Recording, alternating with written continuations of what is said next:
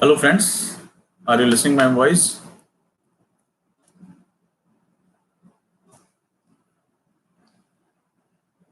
Happy Sunday. आप सभी को संडे आप लोग रेस्ट कर रहे होंगे, आराम कर रहे होंगे, तो आप सभी को इसकी बधाइयाँ। और हम शुरू करते हैं आज का सेमिनार। और जैसे इसका नाम है 6 स्टेप स्ट्रेटजी फॉर बिगिनर्स। अगर आप यूपीएससी की प्रिपरेशन करना चाह रहे हैं 2021 22 जब भी आप जाना चाहते हैं, तो मैं आज आपको वो 6 स्टेप्स बताऊंगा जिसकी वजह से आप जो है अपनी तैयारी को एक नया आयाम दे सकते हैं, एक नए स्टेप में आप उसको प्रिपेयर कर सकते हैं। राइट दोस्तों, तो शुरू करें हम लोग आज का सेमिनार और हम समझते हैं कि हम इसको कैसे कर सकते हैं। तो मैं चाहूंगा कि सबसे पहले सेमिनार को अटेंड करने के साथ साथ आप एक पेपर और पेन लेके जरूर बैठें, सिर्फ सुने नहीं इसको, और जो जो स्टेप बताता जा रहा हूँ उसको लिखते जाएं इसी वे में, उसी फ्लो चार्ट के वे में। तभी इसका जो है बेनिफिट होगा आप लोगों को, और आप लोग अपनी तैयारी को जो एरर्स कर रहे हैं, जो गलतियां कर रहे हैं, वो आप हटा देंगे। और आपके दिमाग में जो कंफ्यूजन आ रही है कि हम तैयारी को कैसे लेकर जाएं, तैयारी को क्या करें, वो सब जो है वो हट जाएगा यहाँ से। राइट दोस्तों, तो आप लोग के जो क्वेश्चन आ चुके हैं मेरे पास, उसको मैं जवाब देने का जो है कोशिश कर रहा हूँ। और मेरा आज का सेमिनार सभी के लिए है, चाहे वो 12th पास किया हो, चाहे वो अभी 20 में देना चाहता हो, 21 में देना चाहता हो, खुद से प्रिपरेशन कर रहा हो, कोचिंग के साथ हो, डजंट मैटर। कि सभी का ओवरऑल हम बात करेंगे कि 6 स्टेप प्रिपरेशन कैसे होती है। तो अगर आप लोग रेडी हैं तो आप मुझे कमेंट बॉक्स में बताएं कि should we start our seminar, हम शुरू करें। राइट, तो पेपर पेन आप लोग के पास होगा और काफी लोग आ चुके हैं, तो हम लोग देखते हैं कि सेमिनार में हमारा जो पर्पस होता है वो सॉल्व होता है या नहीं, और आप इसको कैसे कर सकते हैं। चलिए दोस्तों, तो आज का सेमिनार हम शुरू करते हैं। और आज के सेमिनार की जो सबसे इम्पोर्टेंट पहला स्टेप होता है, जब भी आप यूपीएससी की प्रिपरेशन में उतर रहे हैं, तो आपने चाहे वो सेल्फ स्टडी करने का तरीका सोचा हो, या आप कोचिंग के साथ जुड़ना चाहते हो, किसी टीचर या अपने किसी गाइडेंस के साथ जुड़ना चाहते हैं, सबसे पहला और सबसे इम्पोर्टेंट स्टेप होता है वो होता है सिलेबस पे आपकी पकड़। सिलेबस, जैसे मैंने ग्रुप में भी कल शेयर किया, सिलेबस व्हाट्सएप ग्रुप में, और हमारी ऐप पे भी अवेलेबल है। तो सबसे पहले आप सिलेबस को देखना शुरू करिए, और सबसे पहले जो आप सिलेबस देखेंगे वो कोशिश करिए मेंस का सिलेबस आप देखिए, जिसमें 4 पेपर है जीएस के हमारे, 1 2 3 एंड 4। अब इस सिलेबस पे हमें अपनी कमांड कैसे करनी है। पहले तो आप एक काम करिए, सिलेबस को थ्रू आउट रीड कर लीजिए सेक्शन वाइज। जैसे पेपर 1 में आप गए, तो पेपर 1 में देखना कि आपने हिस्ट्री का कितना पोर्शन है, आर्ट एंड कल्चर का कितना पोर्शन है, सोशल इश्यूज का कितना पोर्शन है, और ज्योग्राफी का कितना पोर्शन है। ये आपने क्या किया, अपना उसको जो है वो देख लिया कि हमें इसमें ये पोर्शन हमारे पास अवेलेबल है दोस्तों। अब सिलेबस को आप कम से कम 2 या 3 बार रीड करेंगे। ऐसे पेपर 2 पढ़ेंगे, पेपर 3 पढ़ेंगे, पेपर 4 पढ़ेंगे एथिक्स। और अब आप क्या करेंगे कि सिलेबस को आपको अप्लाई करना है। मैं क्या बताने जा रहा हूँ, सिलेबस को पढ़ लिया, पहला तो आपको ये पता होना चाहिए, 2-3 बार आप पढ़ेंगे तो आपको अंदाजा हो जाएगा कि हिस्ट्री मेरा पेपर 1 में है, आपको पता है कि पॉलिटी मेरा पेपर 2 में है, डिजास्टर मैनेजमेंट जो है पेपर 3 में है। अब यहाँ पर आपको क्या करना है, आपके घर में न्यूज़पेपर आता है, तो न्यूज़पेपर जैसे हिंदी के लिए दैनिक जागरण हो गया, या इंग्लिश के लिए हिंदू, एक्सप्रेस, इकोनॉमिक टाइम्स, कुछ भी आपके पेपर हो गए। हिंदी में जनसत्ता भी पढ़ सकते हैं, भास्कर भी पढ़ सकते हैं। अब आपको क्या करना है, आपने अपना पेन उठाया और पेन उठा के आपने जो है वो, जैसे न्यूज आई कि अभी आसाम में फ्लड हुआ है, और आपने देखा कि एक जो है वो महालक्ष्मी एक्सप्रेस जो थी वो पूरी तरह से फंस गई महाराष्ट्र में, जो हमारी एक रेलगाड़ी थी, और इसमें 1050 से ज्यादा लोगों को इवैक्यूएट किया गया। आज की मैं खबर से वहां शुरू करता हूँ। अब आपको क्या करना है, जैसे आपने देखा उसमें लिखा हुआ था कि ये आपदाएं हैं, और इसके लिए एनडीएमए ने काफी लोगों को वहां से हटाया, वहां से बचाया, और एनडीएमए की काम की बहुत तारीफ हो रही है। या आसाम में जो बाढ़ आ गई, अब आपको पता है कि एनडीएमए का जो मैंडेट है और जो आपदा प्रबंधन है यानी डिजास्टर मैनेजमेंट, वो हमारा जीएस पेपर 3 में है। तो आपने क्या किया, वो पेपर उठाया और वहां पर आपने जीएस पेपर 3 लिख दिया। एक और खबर आती है, जैसे ट्रिपल तलाक बिल पे लेकर बात हो रही है, या तमाम संशोधनों के लेकर बात हो रही है। आपने देखा एक नेता ने टिप्पणी की, उनको लेकर बातचीत हो रही है। तो हमें पता है कि ये सारा इशू हमारा जीएस पेपर 2 का है, पॉलिटी का इशू है। तो आपने वहां पर उठाया और इस पर आपने जीएस पेपर 2 डाल दिया। ठीक है, तो शुरुआत में जैसे जैसे आप देखेंगे कि मान लीजिए एक न्यूज़पेपर है आपका, ये बिगिनर्स के लिए मैं बता रहा हूँ, तो आपका जो न्यूज़पेपर है वहां पर जब आप इसको मेंशन करना शुरू कर देंगे, तो जो आपने सिलेबस पढ़ा है उसका आपका धीरे धीरे रिवीजन होना शुरू हो जाएगा। राइट दोस्तों, तो आज एनडीएमए में आपने लिखा ये जीएस पेपर 3 का इंपॉर्टेंट पॉइंट है। फिर आपने देखा कि बिल को लेकर आया था, ये जीएस पेपर 2 का इंपॉर्टेंट पॉइंट है। फिर आपने देखा कि ट्रंप ने कुछ कहा है, तो ये अंतरराष्ट्रीय संबंधों के साथ जुड़ा हुआ एक इंपॉर्टेंट पॉइंट है। अभी मान लीजिए एलोरा की गुफाओं को लेकर या अजंता की गुफाओं को लेकर एक पॉइंट आया हो, तो आपको पता है कि ये मेरा आर्ट एंड कल्चर का जीएस पेपर 1 का इंपॉर्टेंट पार्ट है। तो इस तरह करते हुए आप धीरे धीरे जैसे जैसे आप सिलेबस रिवाइज करेंगे, वैसे वैसे अपने न्यूज़पेपर में प्रैक्टिस करिए। सुबह जैसे न्यूज़पेपर आए, आप सबसे पहले उसको एक गो थ्रू करिए, पूरा पहला पेज से लास्ट पेज पर आइए और वहां पर अपने सिलेबस के हिसाब से रिमाइंड करिए कि हम इसमें जरा डालते हैं कि जीएस पेपर 1 का या 2 का है। शुरुआत में अगर ये नहीं याद होता है तो आप अपने हाथ में वो पेपर लेकर बैठिए जो आपका सिलेबस है, जैसे मैंने भी दे रखा है, प्रिंट आउट निकलवा लीजिए। तो आप उसको हाथ में लेकर रखिए और एक बार उसको पढ़िए कि ये मेरे किस पार्ट का है। जैसे अभी हिम तेंदुआ पाया गया, तो पर्यावरण जो है मेरे सिलेबस के किस हिस्से में आता है, तो मुझे यहाँ पर्यावरण और पर्यावरण संरक्षण को इसमें लिखना है। धीरे धीरे जब आप ये न्यूज़पेपर में डेली लिखना शुरू करेंगे, कम से कम 8 से 10 दिन लगेगा इसमें, और 8 से 10 दिन में आपको सिलेबस जो है याद होना शुरू हो जाएगा। यकीन मानिए आपका कॉन्फिडेंस लेवल इतना ऊपर पहुंच जाएगा और आपका जो पढ़ने का तरीका, यूपीएससी को समझने का तरीका है, वो बहुत बदल जाएगा। आपको समझ में आने लगेगा कि ये जो शब्द है इनके मतलब क्या होते हैं। जैसे अभी आपने देखा, आज की खबर आई है कि उड़ीसा बॉर्डर पर इतने नक्सलियों को मार गिराया गया। अब ये जो नक्सलाइट्स हैं यानी अतिवाद है, ये हमें किस पेपर में आता है? जीएस पेपर 2 में आता है, आंतरिक सुरक्षा के अंतर्गत आता है, कहाँ आता है? आप तुरंत वहां पर इसको मेंशन कर लेंगे। और 8 से 10 दिन के अंदर जो बिगिनर स्टूडेंट है उनको अपना सिलेबस समझ में आना शुरू करेगा, और जिस बच्चे को सिलेबस उसके दिमाग में डाउनलोड है, उसके दिमाग में छपा हुआ है, वो यकीन मानिए उसकी सफलता का बड़ा हिस्सा पहले ही तय हो जाता है। यहाँ स्टूडेंट सबसे बड़ी गलती करता है, वो किताबें खरीद के लाता है, वो नोट्स बनाने की टेक्निक पूछता है, लेकिन वो सिलेबस के बारे में बात नहीं करता, और वो अपनी क्लास में जो पढ़ाया जा रहा है उसको न्यूज़पेपर के साथ अटैच नहीं कर पाता। जब तक आप न्यूज़पेपर के साथ अपनी पढ़ाई हुई चीजों को अटैच नहीं कर पाओगे, जैसे अभी नक्सलवाद की मैं बात किया, आज की खबर है, आप लोगों ने अगर न्यूज़पेपर खोला होगा, पढ़ा है आप लोगों ने न्यूज़पेपर आज का, तो उसमें आपको पता होगा उड़ीसा बॉर्डर पे तमाम नक्सलाइट्स को आज जो है मार गिराया गया। तो आपको पता है आंतरिक सुरक्षा में आपको ये पढ़ाया जाएगा। अब आपको ये एग्जाम्पल देना है। अगर आज आपने दैनिक जागरण का फ्रंट पेज पढ़ा होगा तो उसमें एक आया था कि उसमें एक जो है वो पुलिस के बड़े अधिकारी हैं या अधिकारी हैं, उन्होंने कहा है कि महिलाओं को जो है वो अब दुपट्टे के साथ आना पड़ेगा या ड्रेस कोड बनाने की बात हुई। अब आपको पता है कि आपका महिलाओं से संबंधित मुद्दा जीएस पेपर 1 में है और ये पेपर 2 में पॉलिटी के साथ भी जुड़ता है। अब आपने तुरंत वहां पर क्या किया, पेन उठाया और निशान मार दिया। मैं जो आपको तरीका बता रहा हूं, जिन बच्चों के साथ मैंने इसका प्रयोग किया उनको बहुत जबरदस्त रिजल्ट मिला। सिलेबस अगर रोज बैठ के याद करेंगे तो आपको याद नहीं होगा, सिलेबस को प्रयोग में लेकर आना पड़ेगा। सबसे बड़ा फायदा ये होगा कि आपको ये समझ में आने लगेगा कि मेरी क्लास में जो पढ़ाया जा रहा है और जो मेरा न्यूज़पेपर है, मैं इन दोनों को कैसे जोड़ सकता हूं, और आप देखिए आपका कॉन्फिडेंस जो है वो स्काई हाई पहुंच जाएगा। तो नियम नंबर 1 याद हो गया दोस्तों, न्यूज़पेपर लेना है। शुरुआत में थोड़ा समय ज्यादा लगेगा, कोई बात नहीं है, मैं न्यूज समझ नहीं पा रहा हूं, कोई बात नहीं है, धीरे धीरे करके हम चीजों को सीखते हैं। हम पहला काम यही करेंगे कि उठाएंगे पहले सिलेबस और पहले कोशिश करेंगे खुद से हम उस पर निशान लगाएं। नहीं हो पा रहा है तो फिर से उसको पलटेंगे।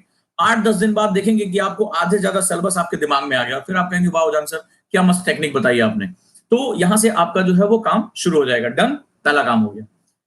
अब स्टेप 2 में आते हैं, और आपने पहले स्टेप में क्या किया, सिलेबस भी पढ़ लिया और अब आपका न्यूज़पेपर की रीडिंग हो गई।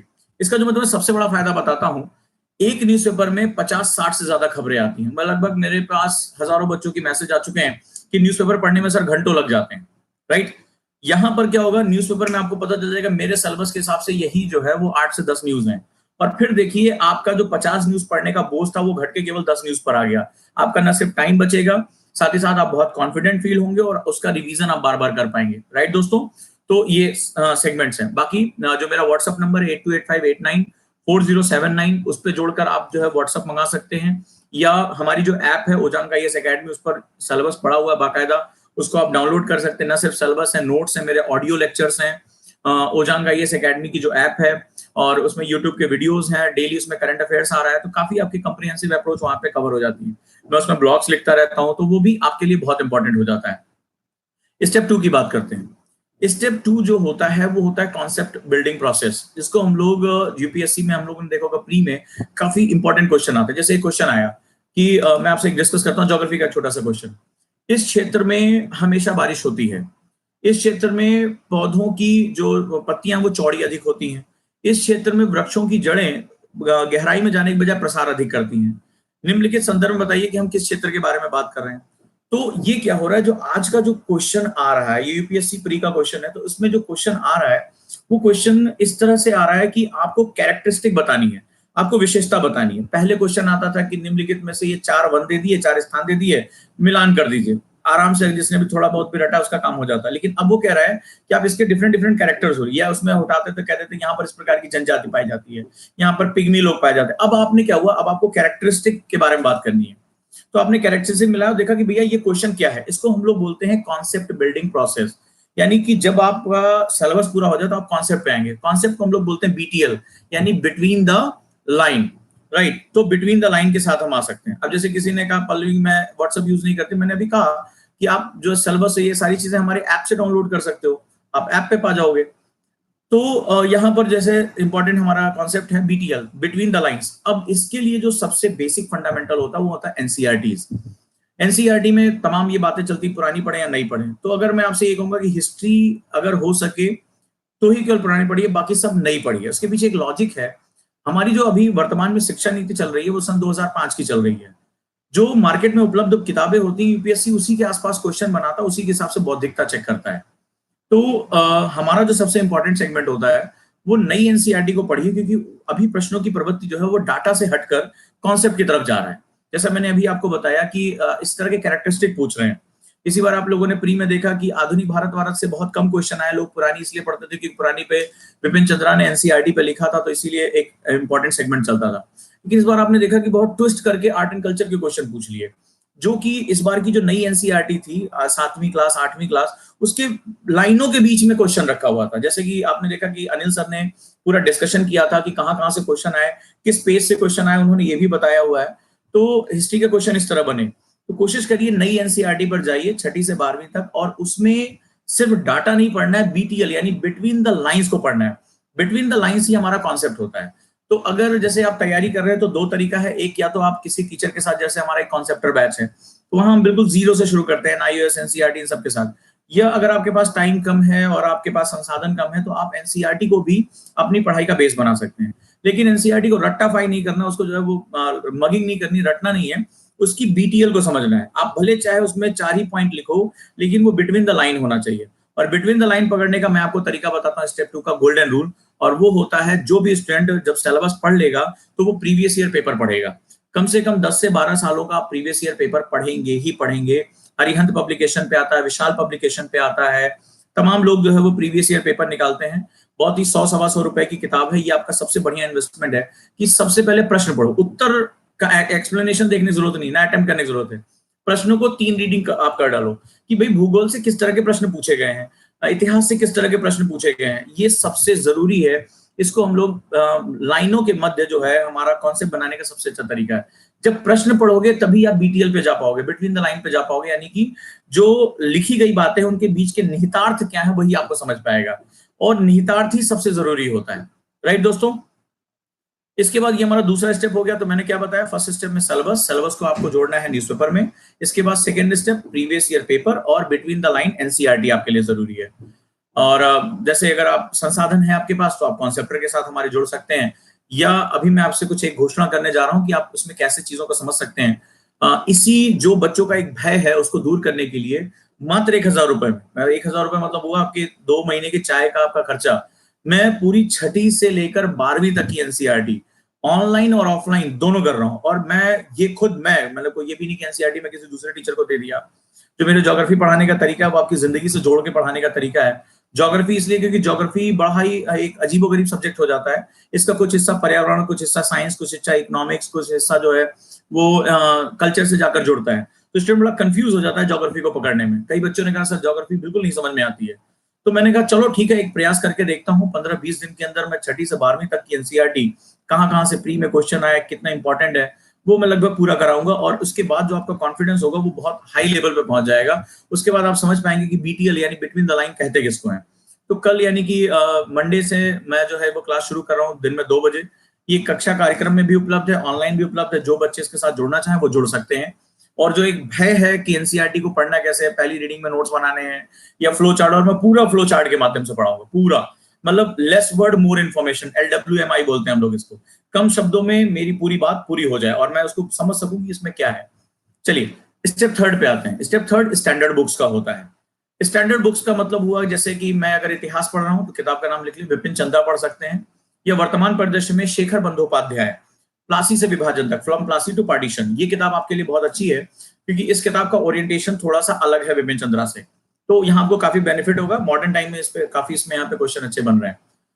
एंशिएंट के लिए झा श्रीमाली की बुक पढ़ सकते हैं, और मेडाइवल के लिए सतीश चंद्रा। पढ़ने का जो क्रम होगा वो पहले आप कोशिश करिएगा कि या तो एंशिएंट या फिर मॉडर्न पढ़िएगा। मेडाइवल आप बाद में इसमें समय दीजिएगा। आर्ट एंड कल्चर के लिए नितिन सिंघानिया की किताब काफी अच्छी है, या सीसीआरटी की भी किताबें अच्छी मानी जाती है। एनसीईआरटी में भी वो काफी कवर कर लेता है अपने साथ। इसके बाद अगर मैं ज्योग्राफी की बात करूं तो ज्योग्राफी एनसीईआरटी काफी अच्छी है, और उसके बाद अगर आप भौतिक भूगोल के लिए जुड़ना चाहेंगे तो सविंदर सिंह की है, और उसके बाद थोड़ा सा अगर और भी चीजों को कवर करना चाहेंगे तो इंग्लिश मीडियम में जीसी लियोंग, और हिंदी मीडियम में महेश कुमार बर्णवाल आप पढ़ सकते हैं। बाकी ज्योग्राफी के जो क्वेश्चन आ रहे हैं वो कुछ हद तक सैद्धांतिक, जैसे इस बार आपने प्री में देखा कि चारों के चारों क्वेश्चन जलवायु विज्ञान से आ गए। उसमें 2 क्वेश्चन ऑर्थोडॉक्स थे, यानी कि सिद्धांतों से थे, बाकी सारे क्वेश्चन जो है वो करंट अफेयर्स उन्होंने उठा के डाल दिया। तो काफी ये डायनामिक पार्ट होता है, ज्योग्राफी एक बड़ा सेगमेंट होता है, उसको कवर करने में हमें कई चीजों को ध्यान रखना पड़ता है। इसके बाद अगर हम अगली बात करेंगे, भारत के भूगोल के लिए आप खुल्लर पढ़ सकते हैं, एनसीईआरटी भी आपके लिए ठीक है। अगला जो हमारा सेगमेंट होता है वो हमारा पॉलिटी होता है। पॉलिटी के लिए लक्ष्मीकांत के साथ आपको बेयर एक्ट पढ़ना पड़ेगा, ठीक है दोस्तों। तो बेयर एक्ट आप लेकर आ सकते हैं। साइंस एंड टेक्नोलॉजी के लिए पहला तो साइंस के लिए आप 7th 8th 9th की एनसीईआरटी आपके लिए मोर देन इनफ है, जो बेसिक फंडामेंटल आपका क्लियर करेगी। टेक्नोलॉजी के लिए आपको जैसे हिंदू हो गया या कंटेम्प्रोरी कुछ आ रहा है, और इसके साथ साथ विज्ञान प्रगति और साइंस रिपोर्टर, ये आपके लिए बहुत अच्छी है। तो आप इसका भी जो है वो कवर कर सकते हैं, काफी इंपॉर्टेंट तरीके से जो है उसको कवर कर सकते हैं। तो हिस्ट्री रहा, ज्योग्राफी रहा, साइंस रहा। अब आते हैं इकोनॉमिक्स पे। तो इकोनॉमिक्स में 2 सेगमेंट्स होते हैं, एक को हम लोग बोलते हैं फंडामेंटल और दूसरे को बोलते हैं करंट। फंडामेंटल का मतलब हो गया कि जो उसके शब्द हैं, जो उसके सेगमेंट है, उसके बारे में पता कर सकते हैं। तो एनसीईआरटी के लिए ईश्वर ढींगरा या रमेश सिंह की जो बुक है वो काफी इंपॉर्टेंट है। इसके साथ साथ इसमें बिजनेस स्टैंडर्ड या इकोनॉमिक टाइम्स, हिंदी और इंग्लिश दोनों में आता है, उसके जो इकोनॉमिक न्यूज है वो इसके लिए बहुत इंपॉर्टेंट हो जाती है। ब्रॉडर सेक्शन होता है इकोनॉमिक्स, और कई बार ये बहुत ही ज्यादा ट्विस्ट कर जाता है।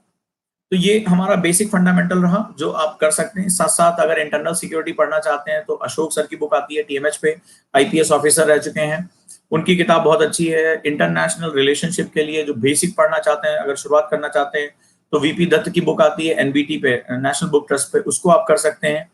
राम आहूजा की बुक आती है social issues, problems in India, social problem in India, जो भारत में सामाजिक समस्या है उसको लेकर राम आहूजा की किताब है, बहुत अच्छी किताब है। एथिक्स के लिए लेक्सिकॉन बड़ी अच्छी बुक होती है, लेक्सिकॉन पढ़िए, और सेकंड एआरसी पढ़िए, यानी द्वितीय प्रशासनिक सुधार आयोग की रिपोर्ट, वो आपके लिए काफी अच्छा काम कर जाएगी। आप इसके साथ पढ़ाई कर सकते हैं। राइट दोस्तों, आपदा प्रबंधन के लिए एनडीएमए की वेबसाइट पे जाइए और एनडीएमए का मैंडेट डाउनलोड कर लीजिए, पीडीएफ है, आसानी से आपको मिल जाएगा, आप वहां पे उसकी पढ़ाई कर सकते हैं। तो ये कुछ बेसिक फंडामेंटल रहा जिसको आप तैयार करके काफी अच्छा काम कर सकते हैं अपने एग्जाम में, इनको आप लेकर जा सकते हैं। तो स्टेप 3 रहा, स्टैंडर्ड बुक बताया। अब स्टेप 4 में आ जाते हैं, और वो होता है नोट्स बनाना।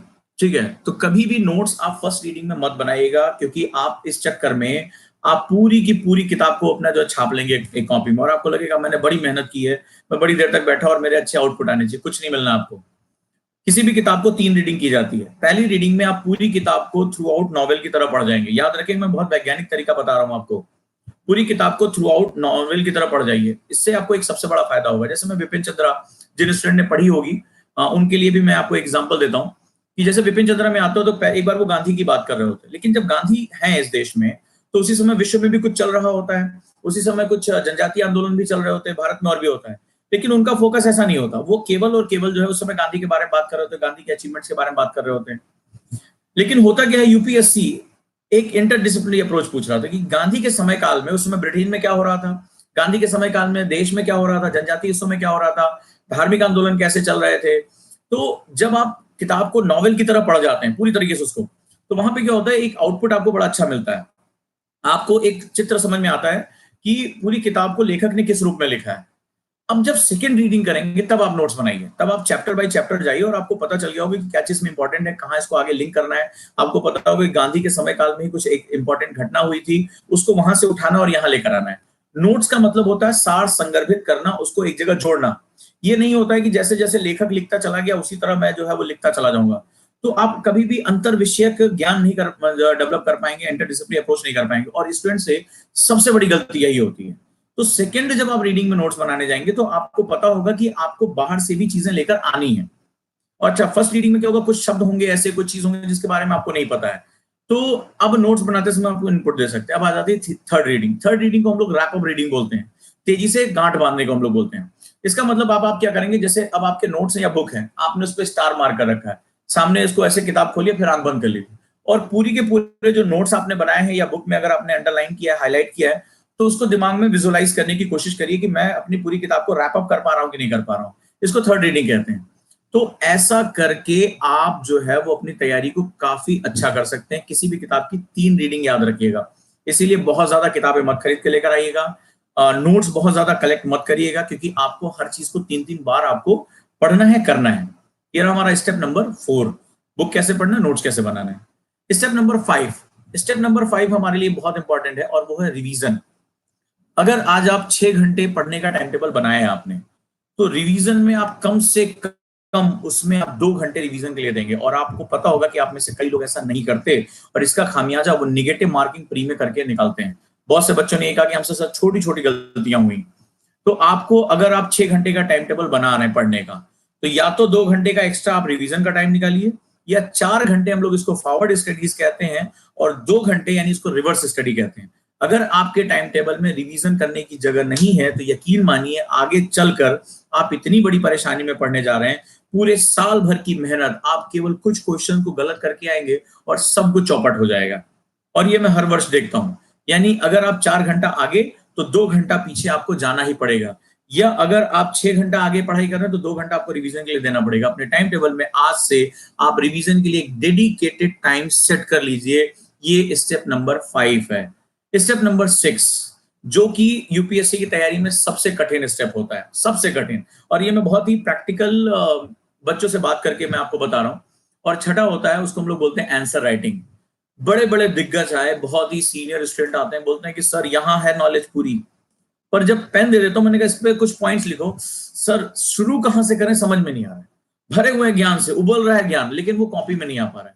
और जो आपके मार्क्स मिल रहे हैं वो आपको आपके रिटर्न पे मिल रहे हैं, आपकी शक्ल पे, आपकी अकल पे, या आपकी जो आवाज, इस पे कुछ नहीं मिल रहा है। आप कॉपी में क्या लिख के आते हो और कैसे लिख कर आते हो, इस पे सब कुछ डिपेंड करेगा। और जो टॉपर्स होते हैं वो हमेशा अच्छी आंसर राइटिंग करते हैं। आंसर राइटिंग आपका सबसे इंपॉर्टेंट पार्ट होना चाहिए। इसको आप लोग सबसे निग्लेक्ट करके रखते, बोले अभी पढ़ा कहां, भी लिखेगा। अभी जैसे मैंने क्लास लिया तो उसमें मैंने बताया कि ह्यूमन के अंदर एक मोटर एक्टिविटी होती है। जब तक उस मोटर एक्टिविटी को आप ट्रेन नहीं करोगे, तब तक आप आंसर राइटिंग नहीं अच्छी कर पाओगे। तो इसके लिए हम लोग क्लासेस में काफी ज्यादा बातें भी करते हैं। और शशांक सर इस बार फ्राइडे को और सैटरडे को अपनी आंसर राइटिंग क्लास शुरू कर रहे हैं। मैं भी उसमें अपने इनपुट दे रहा हूँ। और ओजांग आईएएस एकेडमी को इस मामले में आप सभी लोगों का बहुत बहुत धन्यवाद कि आप लोगों की प्रेरणा की वजह से, आप लोगों के साथ की वजह से आज एक छत के नीचे हम इतने प्रोडक्ट्स लेकर आ चुके हैं जिसकी कोई हद नहीं। और लगभग वो सारी आपकी समस्याओं का समाधान यहाँ मिलता है। तो आंसर राइटिंग क्लासेस शुरू हो रही हैं हमारी क्लासरूम में भी और हमारे ऑनलाइन पे भी, दोनों। और यकीन मानिए कि अगर आप इसको अपने साथ लेकर नहीं चलेंगे तो आपकी सफलता आपसे जो है वो दूर होती चली जाएगी। आंसर राइटिंग सिंपल है, ठीक है। आप पर डे एक छोटा सा टॉपिक ले, खुद के प्रश्न बना लीजिए। प्रश्न पूछना बहुत आसान है। देखिए प्रश्न ही प्रश्न पूछे जा रहे हैं, सर ये क्या है, ये क्यों है, ये कैसे है। आज आपके टीचर ने कुछ भी बता दिया, हड़प्पा पढ़ा है, हड़प्पा क्या है, हड़प्पा सभ्यता से क्या तात्पर्य है। उठिए और एक पेज उठाइए और उस पर लिखना शुरू करिए। छोटे छोटे टुकड़ों में लिखिए, ठीक है। जैसे कि अभी आज मेरा फोकस रहेगा कि मैं प्रसंग में लिखूं, या मैं पहले फ्लो चार्ट बनाऊंगा, उसके बाद मैं पॉइंट्स में लिखूंगा, उसके बाद मैं पैराग्राफ में लिखूंगा। धीरे धीरे उसको डेवलप करिए। तो आंसर राइटिंग एक बहुत बड़ी स्किल है और ये सबसे ज्यादा स्टूडेंट का टाइम खाती है। और सफलता के लिए सबसे अपरिहार्य शर्त अगर कोई चीज है तो यही है। इट डज नॉट मैटर कि आपने कितनी बुक्स पढ़ी है, कितने घंटे पढ़ा है। सवाल है कि आपकी कॉपी आपके बारे में क्या कहती है।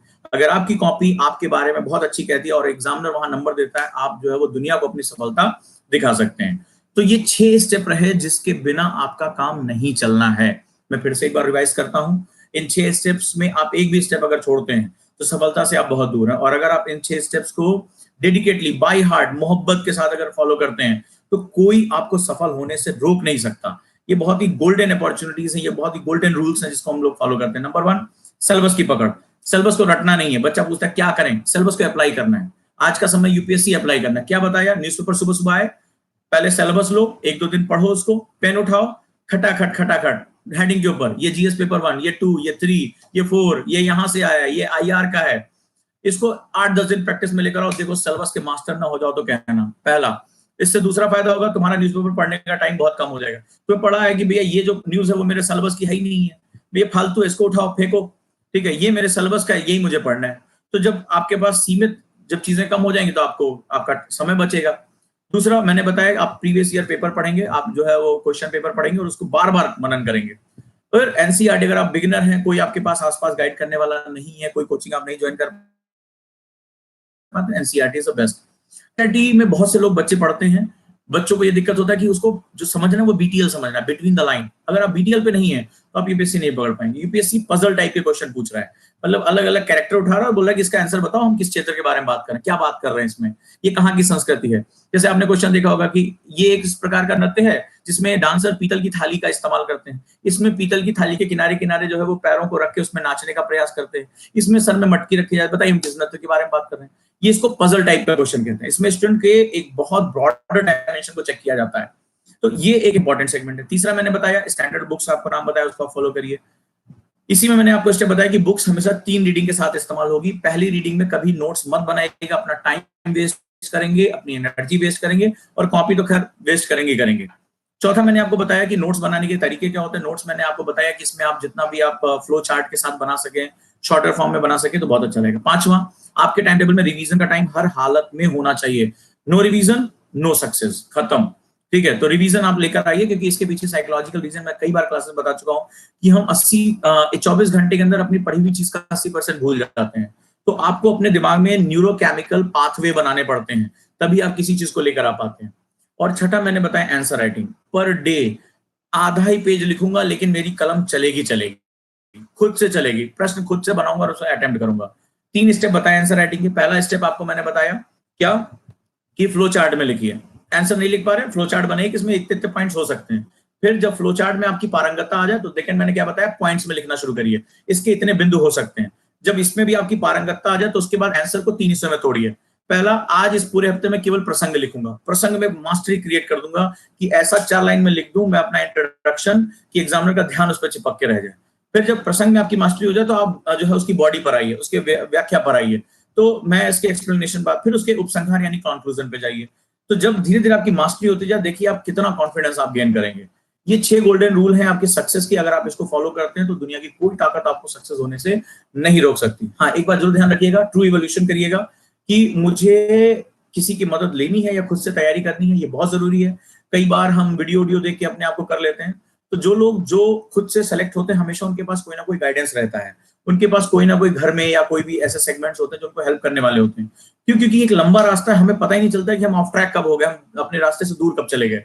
तो इंपॉर्टेंट सेगमेंट है। बाकी एक इस समय जो मानसून है, उसका एक गिफ्ट हमारी मेरी तरफ से आपके लिए है कि मैं स्वयं जो है वो एनसीईआरटी पूरे फ्लो चार्ट से 6ठी क्लास से लेकर 12वीं तक एक एक पॉइंट आपको फोकस कर रहा हूँ। मंडे से 2 बजे से ऑनलाइन ऑफलाइन दोनों, और मात्र 1000 रुपए फीस रखी है, इसलिए ताकि बच्चा जो सीरियस बच्चा हो सके वो जुड़े बहुत कम कॉस्ट में, और आपको एक रुचि पैदा होने शुरू हो जाएगी कि मुझे पढ़ना कैसे, राइट। और इसी के साथ हम लोग जो कॉन्सेप्टर, हमारा जो सबसे फेमस बैच है, 30 से यानी 30 तारीख से हम लोग सुबह 11:30 बजे और शाम को 4:30 बजे हिंदी और इंग्लिश मीडियम में कॉन्सेप्टर बैच की शुरुआत कर रहे हैं, आधुनिक भारत यानी मॉडर्न इंडिया से, उसके साथ भी आप जुड़ सकते हैं।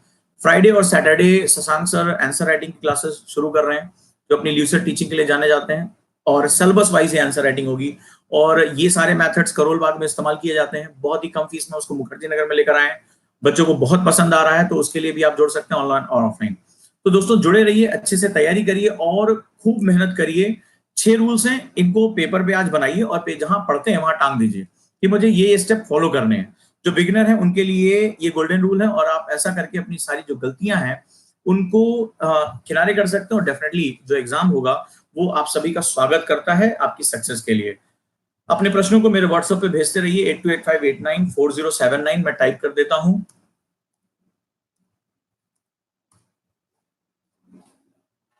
और जो हमारा YouTube चैनल है, जुड़े रहिए। अभी मैं थोड़ी देर में एक एनसीईआरटी का फ्लो चार्ट डाल रहा हूं कि खुद से अगर पढ़ रहे हैं तो आपको कौन कौन से टॉपिक पढ़ने हैं। सशक्त बने रहिए, एग्जाम को क्वालिफाई करिए, र्यूमर से बचिए कि फलाने का सिलेक्शन होता है, ढेकाने का नहीं होता, वो अमीर है तो ये मैं गरीब हूं। ये सब चीजों से दिमाग से निकालिए, दिमाग को कूड़ेदान मत बनने दीजिए।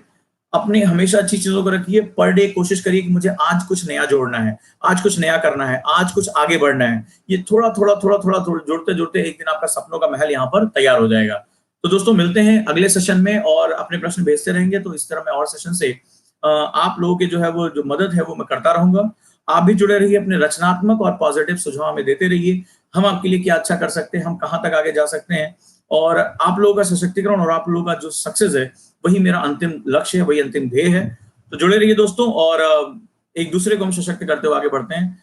मैं सेशन को एंड कर रहा हूं, और डेफिनेटली आपको जो फायदे हुए हैं ये तभी होंगे जब आप इसको अपनी डायरी में लिखेंगे, अपने पढ़ने की मेज के सामने चिपकाएंगे और इसको रिगोरसली फॉलो करेंगे।